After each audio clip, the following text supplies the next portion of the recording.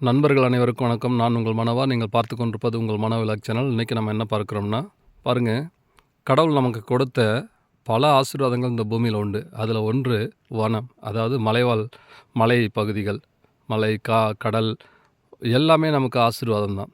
ஆனால் மனிதர்களாகிய நாம் தான் சில தவறான காரியங்களை செய்து அந்த வனத்தையும் இயற்கையையும் கெடுக்கிறோம். பாருங்கள், இங்கே இருக்கக்கூடியதான இந்த வனத்தில் கண்களுக்கு பார்க்க நல்ல குளிர்ச்சி, நல்ல ஒரு மகிழ்ச்சியை கொடுத்தாலும், மனநிறைவு கொடுத்தாலும், இங்கே வரக்கூடியதான குடிமகன்கள், அதாவது குடிமகன்கள்னால் நாட்டு குடிமகன்களை சொல்ல, இந்த சரக்கு குடிமகன்கள் பாருங்கள், குடிச்சிட்டு இப்படி பாட்டிலில் போட்டுறீங்க.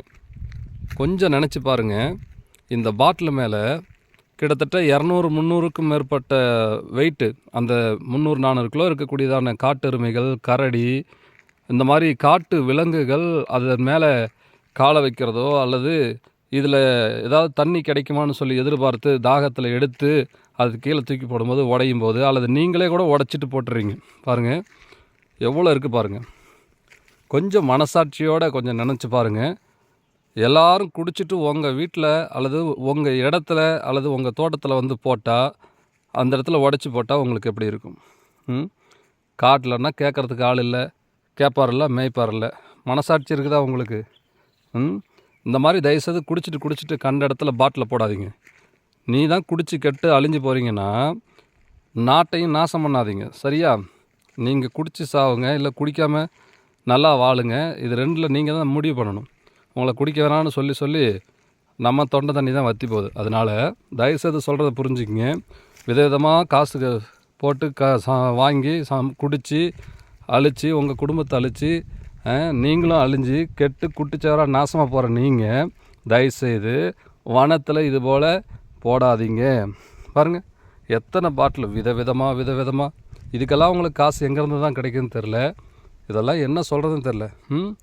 இதை குரங்குகளாகட்டும் அல்லது கரடி ஆகட்டும், காட்டெருமை ஆகட்டும், எல்லாமே என்ன பண்ணுங்க, வந்து அதை எடுத்து பார்க்கும், குடிக்கும்.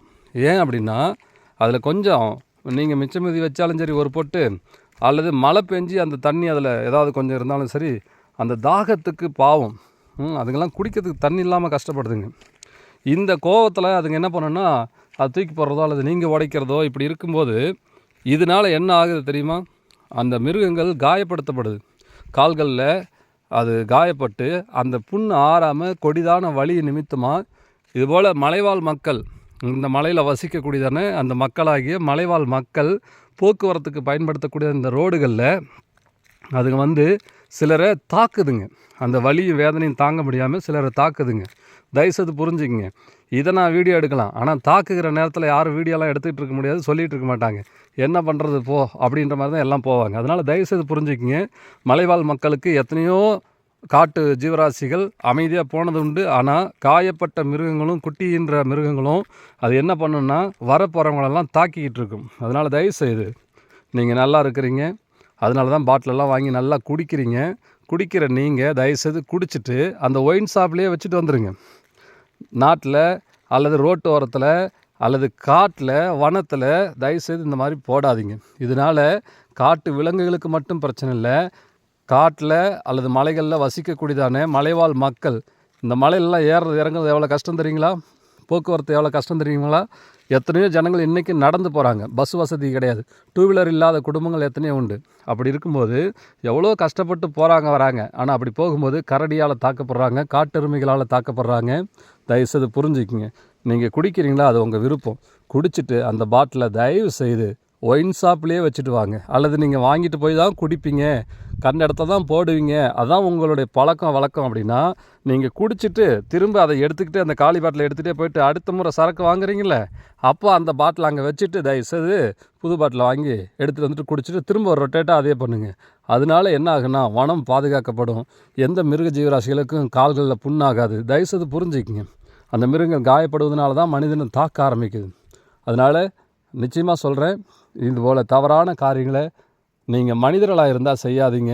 மிருகங்களை வேதனைப்படுத்திங்கன்னா மிருகங்கள் மனிதர்களை தாக்கத்தான் செய்யும். இதனால் யாருக்கு என்ன, எனக்கு என்ன பிரச்சனை அப்படின்னு நினச்சிங்கன்னா நீங்கள் விதைக்கிறத ஒரு நாள் நீங்கள் அறுப்பீங்க. தயவுசெய்து மீண்டும் சொல்கிறேன், இதுபோல் குடிச்சிட்டு யாரும் பாட்டில் வனத்தில் போடாதீங்க. தேங்க்யூ.